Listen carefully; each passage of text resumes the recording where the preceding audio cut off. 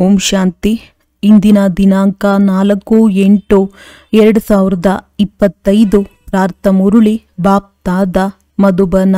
ಮಧುರ ಮಕ್ಕಳೇ, ತಂದೆಯು ನಿಮ್ಮನ್ನು ಹೂಗಳ ರಾಜನನ್ನಾಗಿ ಮಾಡಲು ಬಂದಿದ್ದಾರೆ. ಆದ್ದರಿಂದ ವಿಕಾರಗಳ ಯಾವುದೇ ದುರ್ಗಂಧವಿರಬಾರದು. ಪ್ರಶ್ನೆ: ವಿಕಾರಗಳ ಅಂಶವನ್ನು ಸಮಾಪ್ತಿ ಮಾಡಿಕೊಳ್ಳಲು ಯಾವ ಪುರುಷಾರ್ಥ ಮಾಡಬೇಕಾಗಿದೆ? ಉತ್ತರ: ನಿರಂತರ ಅಂತರ್ಮುಖಿಯಾಗಿರುವ ಪುರುಷಾರ್ಥ ಮಾಡಿ. ಅಂತರ್ಮುಖಿ ಎಂದರೆ ಸೆಕೆಂಡಿನಲ್ಲಿ ಶರೀರದಿಂದ ಡಿಟ್ಯಾಚ್, ಭಿನ್ನ. ಈ ಪ್ರಪಂಚದಲ್ಲೆಲ್ಲವೂ ಸಂಪೂರ್ಣವಾಗಿ ಮರೆತು ಹೋಗಲಿ. 1 ಸೆಕೆಂಡಿನಲ್ಲಿ ಮೇಲೆ ಹೋಗುವುದು ಮತ್ತು ಬರುವುದು. ಈ ಅಭ್ಯಾಸದಿಂದ ವಿಕಾರಗಳ ಅಂಶವು ಸಮಾಪ್ತಿಯಾಗಿ ಬಿಡುತ್ತದೆ. ಕರ್ಮವನ್ನು ಮಾಡುತ್ತಾ ಮಾಡುತ್ತಾ ಮಧ್ಯದಲ್ಲಿ ಅಂತರ್ಮುಖಿಯಾಗಿ ಬಿಡಿ. ಈ ರೀತಿ ಎನಿಸಲಿ ಹೇಗೆ ಸಂಪೂರ್ಣ ಸನಾಟ ಶಾಂತಿಯು ಹರಡಲಿ. ಯಾವುದೇ ಶಬ್ದವಿಲ್ಲ. ಈ ಸೃಷ್ಟಿಯು ಹೇಗೆ ಇಲ್ಲವೇ ಇಲ್ಲವೆನಿಸಲಿ. ಓಂ ಶಾಂತಿ. ಇಲ್ಲಿ ಪ್ರತಿಯೊಬ್ಬರನ್ನು ಏಕೆ ಕುಳ್ಳರಿಸಲಾಗುತ್ತದೆ ಎಂದರೆ, ಅಶರೀರಿಯಾಗಿ ತಂದೆಯ ನೆನಪಿನಲ್ಲಿ ಕುಳಿತುಕೊಳ್ಳಿ ಮತ್ತು ಜೊತೆಗೆ ಸೃಷ್ಟಿ ಚಕ್ರವನ್ನೂ ಸಹ ನೆನಪು ಮಾಡಿ. ಮನುಷ್ಯರು 84 ಜನ್ಮಗಳ ಚಕ್ರವನ್ನು ತಿಳಿದುಕೊಂಡಿಲ್ಲ, ತಿಳಿದುಕೊಳ್ಳುವುದೂ ಇಲ್ಲ. ಯಾರು 84 ಜನ್ಮಗಳ ಚಕ್ರವನ್ನು ಸುತ್ತುವರೋ ಅವರೇ ತಿಳಿದುಕೊಳ್ಳಲು ಬರುತ್ತಾರೆ. ನೀವು ಇದನ್ನೇ ನೆನಪು ಮಾಡಬೇಕು. ಇದಕ್ಕೆ ಸ್ವದರ್ಶನ ಚಕ್ರವೆಂದು ಹೇಳಲಾಗುತ್ತದೆ. ಇದರಿಂದ ಆಸುರಿ ಸಂಕಲ್ಪಗಳು ಸಮಾಪ್ತಿಯಾಗುತ್ತವೆ. ಯಾರಾದರೂ ಆಸುರರು ಕುಳಿತಿದ್ದಾರೆಂದರೆ ಅವರ ತಲೆಯು ಕತ್ತರಿಸಲ್ಪಡುತ್ತದೆ ಎಂದಲ್ಲ. ಮನುಷ್ಯರು ಸ್ವದರ್ಶನ ಚಕ್ರದ ಅರ್ಥವನ್ನೇ ತಿಳಿದುಕೊಂಡಿಲ್ಲ. ಈ ಜ್ಞಾನವು ನೀವು ಮಕ್ಕಳಿಗೆ ಇಲ್ಲಿಯೇ ಸಿಗುತ್ತದೆ. ಕಮಲ ಪುಷ್ಪ ಸಮಾನ ಗೃಹಸ್ಥ ವ್ಯವಹಾರದಲ್ಲಿದ್ದು ಪವಿತ್ರರಾಗಿ. ಭಗವಾನು ವಾಚವಿದೆಯಲ್ಲವೇ, ಈ ಒಂದು ಜನ್ಮದಲ್ಲಿ ಪವಿತ್ರರಾಗುವುದರಿಂದ ಭವಿಷ್ಯ 21 ಜನ್ಮಗಳವರೆಗೆ ನೀವು ಪವಿತ್ರ ಪ್ರಪಂಚದ ಮಾಲೀಕರಾಗುತ್ತೀರಿ. ಸತ್ಯಯುಗಕ್ಕೆ ಶಿವಾಲಯವೆಂದು ಹೇಳಲಾಗುತ್ತದೆ. ಕಲಿಯುಗವು ವೇಶ್ಯಾಲಯವಾಗಿದೆ. ಈ ಪ್ರಪಂಚವು ಬದಲಾಗುತ್ತದೆ. ಇದು ಭಾರತದ ಮಾತೆ ಆಗಿದೆ. ಅನ್ಯರ ಮಾತುಗಳಲ್ಲಿ ಹೋಗಲೇಬಾರದು. ಪ್ರಾಣಿ ಪಕ್ಷಿಗಳದ್ದು ಏನಾಗುವುದು, ಅನ್ಯ ಧರ್ಮದವರದ್ದು ಮುಂದೆ ಏನಾಗುವುದು ಎಂದು ಯಾರಾದರೂ ಕೇಳಿದರೆ ಹೇಳಿ, ಮೊದಲು ತಮ್ಮ ಬಗ್ಗೆ ತಿಳಿದುಕೊಳ್ಳಿ, ನಂತರ ಅನ್ಯರ ಮಾತು. ಭಾರತವಾಸಿಗಳೇ ತಮ್ಮ ಧರ್ಮವನ್ನು ಮರೆತು ದುಃಖಿಯಾಗಿದ್ದಾರೆ. ಭಾರತದಲ್ಲಿಯೇ ನೀವು ಮಾತ್ಪಿತಾ ಎಂದು ಕರೆಯುತ್ತಾರೆ. ವಿದೇಶದಲ್ಲಿ ಮಾತ್ಪಿತಾ ಎಂಬ ಶಬ್ದವನ್ನು ಹೇಳುವುದಿಲ್ಲ. ಅವರು ಕೇವಲ ಗಾಡ್ ಫಾದರ್ ಎಂದು ಹೇಳುತ್ತಾರೆ. ಅವಶ್ಯವಾಗಿ ಭಾರತದಲ್ಲಿಯೇ ಅಪಾರ ಸುಖವಿತ್ತು. ಭಾರತವು ಸ್ವರ್ಗವಾಗಿತ್ತು. ಇದನ್ನು ನೀವು ತಿಳಿದುಕೊಂಡಿದ್ದೀರಿ. ತಂದೆಯು ಬಂದು ಮುಳ್ಳುಗಳನ್ನು ಹೂಗಳನ್ನಾಗಿ ಮಾಡುತ್ತಾರೆ. ತಂದೆಯು ಹೂದೋಟದ ಮಾಲಿ ಎಂದು ಹೇಳುತ್ತಾರೆ. ತಂದೆಯು ಬಂದು ಮುಳ್ಳುಗಳನ್ನು ಹೂಗಳನ್ನಾಗಿ ಮಾಡಿ ಎಂದು ಕರೆಯುತ್ತಾರೆ. ಅಂದಾಗ ತಂದೆಯು ಹೂದೋಟವನ್ನಾಗಿ ಮಾಡುತ್ತಾರೆ. ಮತ್ತೆ ಮಾಯೆಯು ಮುಳ್ಳುಗಳ ಕಾಡನ್ನಾಗಿ ಮಾಡುತ್ತದೆ.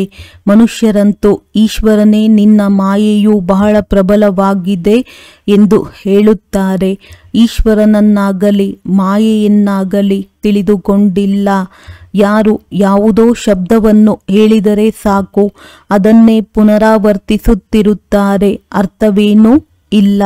ನೀವು ಮಕ್ಕಳು ತಿಳಿದುಕೊಂಡಿದ್ದೀರಿ. ಇದು ರಾಮರಾಜ್ಯ ಮತ್ತು ರಾವಣ ರಾಜ್ಯದ ಆಟವಾಗಿದೆ. ರಾಮರಾಜ್ಯದಲ್ಲಿ ಸುಖವು, ರಾವಣ ರಾಜ್ಯದಲ್ಲಿ ದುಃಖವೂ ಇದೆ. ಇದು ಇಲ್ಲಿಯದೇ ಮಾತಾಗಿದೆ. ಇದೇನು ಪ್ರಭುವಿನ ಮಾಯೆಯಲ್ಲ.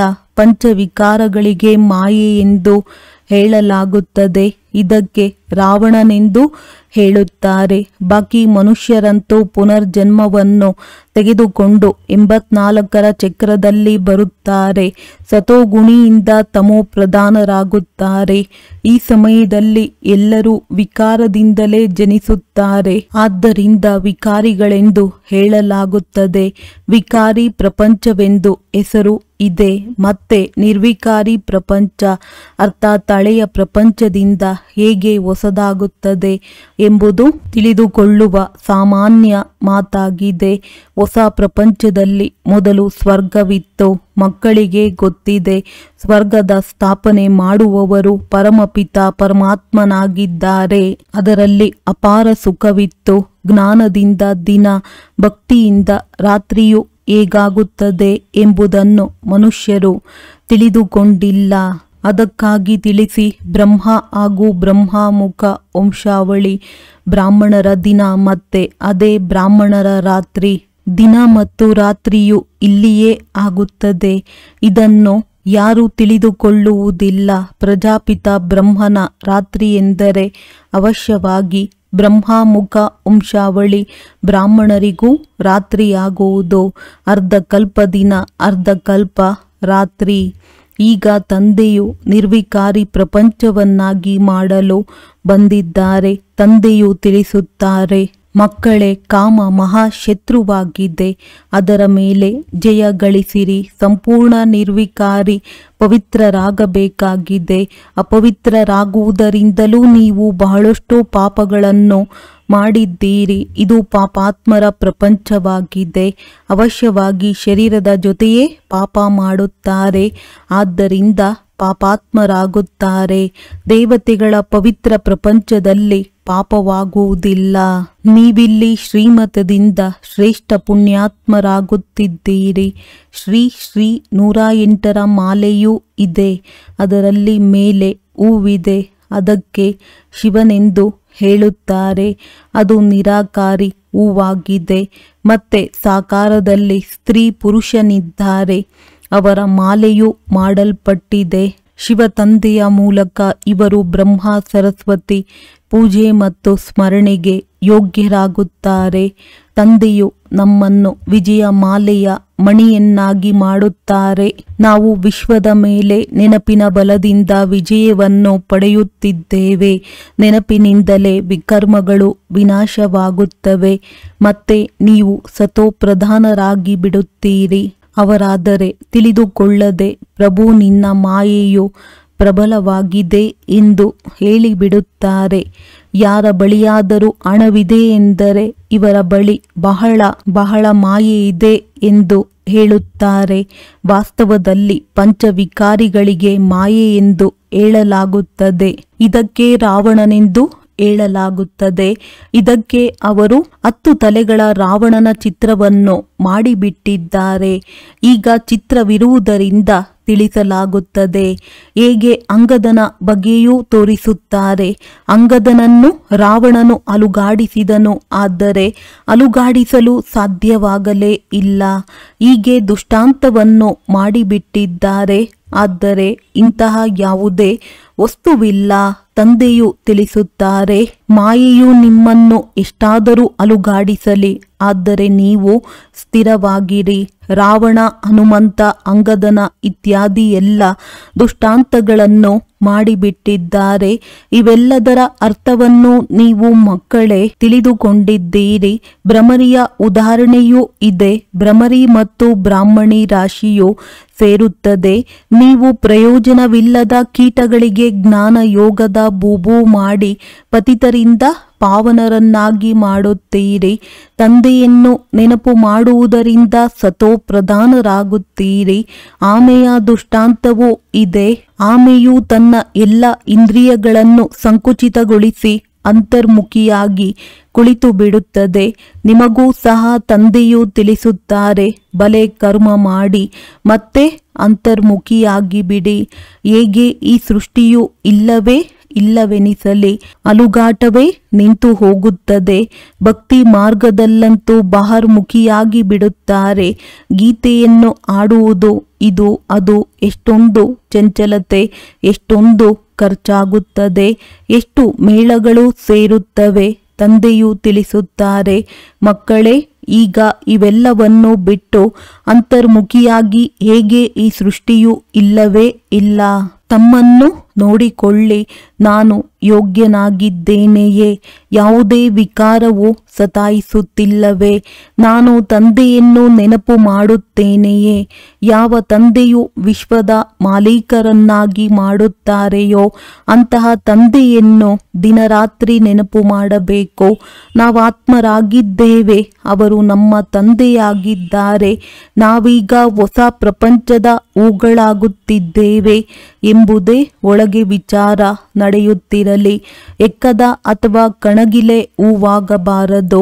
ನಾವಂತೂ ಒಮ್ಮೆಲೆ ರಾಜ ಹೂವು ಅರ್ಥಾತ್ ಸುಗಂಧ ಭರಿತ ಹೂಗಳಾಗಬೇಕಾಗಿದೆ. ಯಾವುದೇ ದುರ್ಗಂಧವಿರಬಾರದು. ಕೆಟ್ಟ ಸಂಕಲ್ಪಗಳೆಲ್ಲವೂ ಹೊರಟು ಹೋಗಲಿ. ಮಾಯೆಯ ಬಿರುಗಾಳಿಗಳು ಬೀಳಿಸಲು ಬಹಳಷ್ಟು ಬರುತ್ತವೆ, ಆದರೆ ಕರ್ಮೇಂದ್ರಿಯಗಳಿಂದ ಯಾವುದೇ ವಿಕರ್ಮ ಮಾಡಬಾರದು. ಈಗೀಗೆ ತಮ್ಮನ್ನು ಪಕ್ಕ ಮಾಡಿಕೊಳ್ಳಬೇಕು ಮತ್ತು ತಮ್ಮನ್ನು ಸುಧಾರಣೆ ಮಾಡಿಕೊಳ್ಳಬೇಕಾಗಿದೆ. ಯಾವುದೇ ದೇಹದಾರಿಯನ್ನು ನೆನಪು ಮಾಡಬಾರದು. ತಂದೆಯು ತಿಳಿಸುತ್ತಾರೆ, ತಮ್ಮನ್ನು ಆತ್ಮನೆಂದು ತಿಳಿದು ತಂದೆಯನ್ನು ನೆನಪು ಮಾಡಿ. ಶರೀರ ನಿರ್ವಹಣೆಗಾಗಿ ಬಲೆ ಕರ್ಮವನ್ನು ಮಾಡಿ ಅದರಿಂದಲೂ ನೀವು ಸಮಯವನ್ನು ತೆಗೆಯಬಹುದು. ಭೋಜನವನ್ನು ಸ್ವೀಕರಿಸುವ ಸಮಯದಲ್ಲಿಯೂ ತಂದೆಯ ಮಹಿಮೆ ಮಾಡುತ್ತಾ ಇರಿ. ತಂದೆಯನ್ನು ನೆನಪು ಮಾಡಿ ಸೇವಿಸುವುದರಿಂದ ಭೋಜನವು ಪವಿತ್ರವಾಗಿ ಬಿಡುವುದು. ಯಾವಾಗ ತಂದೆಯನ್ನು ನಿರಂತರ ನೆನಪು ಮಾಡುವಿರೋ ಆಗ ಆ ನೆನಪಿನಿಂದಲೇ ಬಹಳ ಜನ್ಮಗಳ ಪಾಪವು ತುಂಡಾಗುತ್ತದೆ ಮತ್ತು ನೀವು ಸತೋಪ್ರಧಾನರಾಗುತ್ತೀರಿ. ನೋಡಿಕೊಳ್ಳಿ, ನಾನು ಎಷ್ಟು ಸತ್ಯ ಚಿನ್ನವಾಗಿದ್ದೇನೆ. ಇಂದು ಎಷ್ಟು ಗಂಟೆಗಳ ಸಮಯ ನೆನಪಿನಲ್ಲಿದ್ದೆನೋ. ನಿನ್ನೆಯ ದಿನ 3 ಗಂಟೆ ನೆನಪಿನಲ್ಲಿದ್ದೆನೋ. ಇಂದು 2 ಗಂಟೆ ನೆನಪಿನಲ್ಲಿದ್ದೆನೋ ಎಂದರೆ ಇಂದು ನಷ್ಟವಾಯಿತೆಂದರ್ಥ. ಏರಿಳಿತವಾಗುತ್ತಾ ಇರುವುದು. ಹೇಗೆ ಯಾತ್ರೆಗೆ ಹೋಗುತ್ತಾರೆಂದರೆ ಕೆಲವೊಮ್ಮೆ ಹಳ್ಳ, ಕೆಲವೊಮ್ಮೆ ದಿಣ್ಣೆ ಇರುತ್ತದೆ. ನಿಮ್ಮ ಸ್ಥಿತಿಯೂ ಸಹ ಏರಿಳಿತವಾಗುತ್ತಿರುವುದು. ಆದ್ದರಿಂದ ತಮ್ಮ ಖಾತೆಯನ್ನು ನೋಡಿಕೊಳ್ಳಬೇಕಾಗಿದೆ. ಮುಖ್ಯವಾದುದು ನೆನಪಿನ ಯಾತ್ರೆಯಾಗಿದೆ. ಭಗವಾನುವಾಚವಿದೆ ಅಂದಾಗ ಅವಶ್ಯವಾಗಿ ಮಕ್ಕಳಿಗೆ ಓದಿಸುತ್ತಾರೆ. ಇಡೀ ಪ್ರಪಂಚಕ್ಕೆ ಏಕೆ ಓದಿಸುತ್ತಾರೆ? ಈಗ ಭಗವಂತನೆಂದು ಯಾರಿಗೆ ಹೇಳುವುದು? ಕೃಷ್ಣನಂತೂ ಶರೀರಧಾರಿಯಾಗಿದ್ದಾನೆ. ಭಗವಂತನೆಂದು ನಿರಾಕಾರ ಪರಮಪಿತಾ ಪರಮಾತ್ಮನಿಗೆ ಹೇಳಲಾಗುತ್ತದೆ. ಸ್ವಯಂ ತಂದೆಯೇ ತಿಳಿಸುತ್ತಾರೆ, ನಾನು ಸಾಧಾರಣ ತನುವಿನಲ್ಲಿ ಪ್ರವೇಶ ಮಾಡುತ್ತೇನೆ. ಬ್ರಹ್ಮನ ವೃದ್ಧ ತನುವಿನದ್ದೂ ಸಹ ಗಾಯನವಿದೆ. ಬಿಳಿಯ ದಾಡಿ ಮೀಸೆಗಳಂತೂ ವೃದ್ಧರಿಗೆ ಇರುತ್ತದೆ. ಎಲ್ಲವೇ ಅವಶ್ಯವಾಗಿ ಅನುಭವಿ ರಥವೇ ಬೇಕಾಗಿದೆ. ಚಿಕ್ಕ ರಥದಲ್ಲಿ ಪ್ರವೇಶ ಮಾಡುವರೆ ತಾವೇ ಹೇಳುತ್ತಾರೆ, ಮಕ್ಕಳೇ, ನನ್ನನ್ನು ಯಾರೂ ತಿಳಿದುಕೊಂಡಿಲ್ಲ. ತಂದೆಯು ಸುಪ್ರೀಂ ಗಾಡ್ ಫಾದರ್ ಅಥವಾ ಪರಮ ಆತ್ಮನಾಗಿದ್ದಾರೆ. ನೀವು ಸಹ 100% ಪವಿತ್ರರಾಗಿದ್ದೀರಿ. ಈಗ 100% ಅಪವಿತ್ರರಾಗಿದ್ದೀರಿ. ಸತ್ಯಯುಗದಲ್ಲಿ 100% ಪವಿತ್ರತೆ ಇದ್ದಾಗ ಸುಖ ಮತ್ತು ಶಾಂತಿಯೂ ಇತ್ತು. ಮುಖ್ಯವಾದುದು ಪವಿತ್ರತೆಯಾಗಿದೆ. ನೀವು ಸಹ ನೋಡುತ್ತೀರಿ, ಪವಿತ್ರರಿಗೆ ಅಪವಿತ್ರರು ಹೋಗಿ ತಲೆಬಾಗುತ್ತಾರೆ, ಅವರ ಮಹಿಮೆ ಮಾಡುತ್ತಾರೆ. ಸನ್ಯಾಸಿಗಳ ಮುಂದೆ ತಾವು ಸರ್ವಗುಣ ಸಂಪನ್ನರು, ನಾವು ನೀಚ ಪಾಪಿಗಳಾಗಿದ್ದೇವೆ ಎಂಬ ಮಾತನ್ನು ಎಂದು ಹೇಳುವುದಿಲ್ಲ. ದೇವತೆಗಳ ಮುಂದೆ ಹೋಗಿ ಈ ರೀತಿ ಹೇಳುತ್ತಾರೆ. ಇದನ್ನೂ ಸಹ ತಂದೆಯು ತಿಳಿಸಿದ್ದಾರೆ. ಕುಮಾರರಿಗೆ ಎಲ್ಲರೂ ತಲೆಬಾಗುತ್ತಾರೆ. ಮತ್ತೆ ವಿವಾಹವಾದ ನಂತರ ಎಲ್ಲರ ಮುಂದೆ ತಾನು ತಲೆಬಾಗುತ್ತಾಳೆ, ಏಕೆಂದರೆ ವಿಕಾರಿಯಾಗುತ್ತಾಳಲ್ಲವೇ. ಈಗ ತಂದೆಯು ತಿಳಿಸುತ್ತಾರೆ. ನೀವು ನಿರ್ವಿಕಾರಿಯಾಗುತ್ತೀರೆಂದರೆ ಅರ್ಧಕಲ್ಪ ನಿರ್ವಿಕಾರಿಯಾಗಿರುತ್ತೀರಿ. ಈಗ ಪಂಚವಿಕಾರಗಳ ರಾಜ್ಯವೇ ಸಮಾಪ್ತಿಯಾಗುತ್ತದೆ. ಇದು ಮೃತ್ಯುಲೋಕ, ಅದು ಅಮರ ಲೋಕವಾಗಿದೆ. ಈಗ ನೀವಾತ್ಮರಿಗೆ ಜ್ಞಾನದ ಮೂರನೆಯ ನೇತ್ರವೂ ಸಿಗುತ್ತದೆ. ಅದನ್ನು ತಂದೆಯೇ ಕೊಡುತ್ತಾರೆ. ತಿಲಕವನ್ನು ಸಹ ಮಸ್ತಕದಲ್ಲಿಯೇ ಇಟ್ಟುಕೊಳ್ಳುತ್ತಾರೆ. ಆತ್ಮಕ್ಕೆ ಈಗ ಜ್ಞಾನವೂ ಸಿಗುತ್ತಿದೆ. ಏತಕ್ಕಾಗಿ ನೀವು ತಮಗೆ ತಾವೇ ರಾಜತಿಲಕವನ್ನು ಕೊಟ್ಟುಕೊಳ್ಳಿ. ಹೇಗೆ ಬ್ಯಾರಿಸ್ಟರಿ ಓದುತ್ತಾರೆಂದರೆ ಓದಿ ತಮಗೆ ತಾವೇ ಬ್ಯಾರಿಸ್ಟರಿಯ ತಿಲಕವನ್ನು ಇಟ್ಟುಕೊಳ್ಳುತ್ತಾರೆ. ಓದಿದರೆ ತಿಲಕ ಸಿಗುವುದು ಕೇವಲ ಆಶೀರ್ವಾದದಿಂದ ಸಿಗುವುದಿಲ್ಲ. ಒಂದು ವೇಳೆ ಆ ರೀತಿ ಇದ್ದರೆ ಶಿಕ್ಷಕರು ಎಲ್ಲರ ಮೇಲೆ ಕೃಪೆ ತೋರುವುದಾದರೆ ಎಲ್ಲರೂ ತೇರ್ಗಡೆಯಾಗಿ ಬಿಡಬೇಕು. ಆದರೆ ಮಕ್ಕಳು ತಮಗೆ ತಾವೇ ರಾಜತಿಲಕವನ್ನು ಇಟ್ಟುಕೊಳ್ಳಬೇಕಾಗಿದೆ. ತಂದೆಯನ್ನು ನೆನಪು ಮಾಡುವುದರಿಂದ ವಿಕರ್ಮಗಳು ವಿನಾಶವಾಗುತ್ತದೆ ಮತ್ತು ಚಕ್ರವನ್ನು ನೆನಪು ಮಾಡುವುದರಿಂದ ಚಕ್ರವರ್ತಿ ಮಹಾರಾಜರಾಗಿ ಬಿಡುತ್ತೀರಿ. ತಂದೆಯೂ ತಿಳಿಸುತ್ತಾರೆ, ನಿಮ್ಮನ್ನು ರಾಜರಿಗೂ ರಾಜರನ್ನಾಗಿ ಮಾಡುತ್ತೇನೆ. ದೇವಿ ದೇವತೆಗಳು ಡಬಲ್ ಕಿರೀಟಧಾರಿಗಳಾಗುತ್ತೀರಿ. ಪತಿತ ರಾಜರೂ ಸಹ ಹೋಗಿ ಅವರ ಪೂಜೆ ಮಾಡುತ್ತಾರೆ. ನಿಮ್ಮನ್ನು ಪೂಜಾರಿ ರಾಜರಿಗಿಂತಲೂ ಶ್ರೇಷ್ಠರನ್ನಾಗಿ ಮಾಡುತ್ತೇನೆ. ಯಾರು ಬಹಳ ದಾನ ಪುಣ್ಯ ಮಾಡುವರೋ ಅವರು ಹೋಗಿ ರಾಜರ ಬಳಿ ಜನ್ಮ ಪಡೆಯುತ್ತಾರೆ, ಏಕೆಂದರೆ ಒಳ್ಳೆಯ ಕರ್ಮ ಮಾಡಿದ್ದಾರೆ. ಈಗ ಇಲ್ಲಿ ನಿಮಗೆ ಅವಿನಾಶಿ ಜ್ಞಾನಧನವು ಸಿಕ್ಕಿದೆ. ಅದನ್ನು ಧಾರಣೆ ಮಾಡಿಕೊಂಡು ಮತ್ತೆ ದಾನ ಮಾಡಬೇಕಾಗಿದೆ. ಇದು ಆದಾಯದ ಮೂಲವಾಗಿದೆ. ಶಿಕ್ಷಕರು ಸಹ ವಿದ್ಯಾದಾನ ಮಾಡುತ್ತಾರೆ. ಆ ವಿದ್ಯೆಯು ಅಲ್ಪ ಕಾಲಕ್ಕಾಗಿದೆ. ವಿದೇಶದಿಂದ ಓದಿ ಬರುತ್ತಾರೆ. ಒಂದು ವೇಳೆ ಬಂದೊಡನೆಯೇ ಹೃದಯಾಘಾತವಾಗಿ ಬಿಟ್ಟರೆ ವಿದ್ಯೆಯು ಸಮಾಪ್ತಿ, ವಿನಾಶಿಯಾಗಿ ಬಿಟ್ಟಿತಲ್ಲವೇ? ಪರಿಶ್ರಮವೆಲ್ಲವೂ ನೀರಲ್ಲಿ ಹೋಯಿತು. ನಿಮ್ಮ ಪರಿಶ್ರಮವು ಈ ರೀತಿ ಹೋಗಲು ಸಾಧ್ಯವಿಲ್ಲ. ನೀವು ಎಷ್ಟು ಚೆನ್ನಾಗಿ ಓದುತ್ತೀರೋ ಅಷ್ಟು 21 ಜನ್ಮಗಳವರೆಗೆ ನಿಮ್ಮ ವಿದ್ಯೆಯು ಶಾಶ್ವತವಾಗಿ ಬಿಡುವುದು. ಅಲ್ಲಿ ಅಕಾಲ ಮೃತ್ಯುವಾಗುವುದೇ ಇಲ್ಲ. ಈ ವಿದ್ಯೆಯನ್ನು ಜೊತೆ ತೆಗೆದುಕೊಂಡು ಹೋಗುತ್ತೀರಿ. ಹೇಗೆ ತಂದೆಯು ಈಗ ಕಲ್ಯಾಣಕಾರಿಯಾಗಿದ್ದಾರೆಯೋ ಹಾಗೆಯೇ ನೀವು ಮಕ್ಕಳು ಸಹ ಕಲ್ಯಾಣಕಾರಿಗಳಾಗಬೇಕಾಗಿದೆ. ಎಲ್ಲರಿಗೆ ಮಾರ್ಗವನ್ನು ತಿಳಿಸಬೇಕಾಗಿದೆ. ತಂದೆಯಂತೂ ಬಹಳ ಒಳ್ಳೆಯ ಸಲಹೆಯನ್ನು ಕೊಡುತ್ತಾರೆ. ಒಂದೇ ಮಾತನ್ನು ತಿಳಿಸಿಕೊಡಿ. ಸರ್ವಶ್ರೇಷ್ಠ ಶಿರೋಮಣಿ ಶ್ರೀಮದ್ ಭಗವದ್ಗೀತೆಗೆ ಇಷ್ಟೊಂದು ಮಹಿಮೆ ಏಕೆ ಇದೆ? ಭಗವಂತನದ್ದೇ ಶ್ರೇಷ್ಠ ಮತವಾಗಿದೆ. ಅಂದ ಮೇಲೆ ಈಗ ಭಗವಂತನೆಂದು ಯಾರಿಗೆ ಹೇಳಲಾಗುವುದು? ಭಗವಂತನೆಂದರೆ ಒಬ್ಬರೇ ಇರುತ್ತಾರೆ. ಅವರು ನಿರಾಕಾರನಾಗಿದ್ದಾರೆ. ಎಲ್ಲ ಆತ್ಮಗಳ ತಂದೆಯಾಗಿದ್ದಾರೆ. ಆದ್ದರಿಂದ ಪರಸ್ಪರ ಸಹೋದರ ಸಹೋದರರೆಂದು ಹೇಳುತ್ತೀರಿ. ಮತ್ತೆ ಬ್ರಹ್ಮರವರ ಮೂಲಕ ಹೊಸ ಸೃಷ್ಟಿಯನ್ನು ರಚಿಸಿದಾಗ ಸಹೋದರ ಸಹೋದರಿಯರಾಗಿ ಬಿಡುತ್ತೀರಿ. ಈ ಸಮಯದಲ್ಲಿ ನೀವು ಸಹೋದರ ಸಹೋದರಿಯರಾಗಿದ್ದೀರಿ. ಅಂದ ಮೇಲೆ ಪವಿತ್ರರಾಗಿರಬೇಕಾಗುವುದು. ಇದು ಯುಕ್ತಿಯಾಗಿದೆ. ಈಗ ವಿಕಾರಿ ದೃಷ್ಟಿಯು ಒಮ್ಮೆಲೆ ಹೊರಟು ಹೋಗಲಿ. ತಮ್ಮನ್ನು ಸಂಭಾಲನೆ ಮಾಡಿಕೊಳ್ಳಬೇಕು. ನನ್ನ ಕಣ್ಣುಗಳು ಎಲ್ಲಿಯೂ ಮೋಸ ಮಾಡಲಿಲ್ಲವೇ? ಮಾರುಕಟ್ಟೆಯಲ್ಲಿ ಕಡಲೆಯನ್ನು ನೋಡಿ ಮನಸ್ಸಾಗಲಿಲ್ಲವೇ? ಹೀಗೆ ಅನೇಕರಿಗೆ ಇಷ್ಟವಾಗಿ ಬಿಡುತ್ತದೆ, ತಿಂದು ಬಿಡುತ್ತಾರೆ. ಬ್ರಾಹ್ಮಣಿಯು ಯಾವುದೇ ಸಹೋದರನ ಜೊತೆ ಹೊರಗಡೆ ಹೋಗುತ್ತಾರೆಂದರೆ ಸಹೋದರನು ಕಡಲೆಯನ್ನು ತಿನ್ನಿರಿ, ಒಂದು ಬಾರಿ ತಿಂದರೆ ಪಾಪವೇನಾಗುವುದಿಲ್ಲ ಎಂದು ಹೇಳುತ್ತಾರೆ. ಆಗ ಯಾರು ಕಚ್ಚಾ ಆಗಿರುತ್ತಾರೆಯೋ ಅವರು ಕೂಡಲೇ ತಿಂದು ಬಿಡುತ್ತಾರೆ. ಇದರ ಮೇಲೆ ಶಾಸ್ತ್ರಗಳಲ್ಲಿಯೂ ಅರ್ಜುನನ ದೃಷ್ಟಾಂತವಿದೆ. ಈ ಕಥೆಗಳನ್ನು ಕುರಿತು ಬರೆದಿದ್ದಾರೆ. ಬಾಕಿ ಇವೆಲ್ಲವೂ ಈ ಸಮಯದ ಮಾತುಗಳಾಗಿವೆ. ನೀವೆಲ್ಲರೂ ಸೀತೆಯರಾಗಿದ್ದೀರಿ. ನಿಮಗೆ ತಂದೆಯೂ ತಿಳಿಸುತ್ತಾರೆ, ಒಬ್ಬ ತಂದೆಯನ್ನು ನೆನಪು ಮಾಡಿರಿ, ಆಗ ನಿಮ್ಮ ಪಾಪಗಳು ತುಂಡಾಗುತ್ತವೆ. ಮತ್ಯಾವುದೇ ಮಾತುಗಳಿಲ್ಲ. ಈಗ ನೀವು ತಿಳಿದುಕೊಂಡಿದ್ದೀರಿ, ರಾವಣನೆಂದರೆ ಯಾವುದೇ ವ್ಯಕ್ತಿಯಲ್ಲ, ಇದು ವಿಕಾರಗಳ ಸಂಕೇತವಾಗಿದೆ.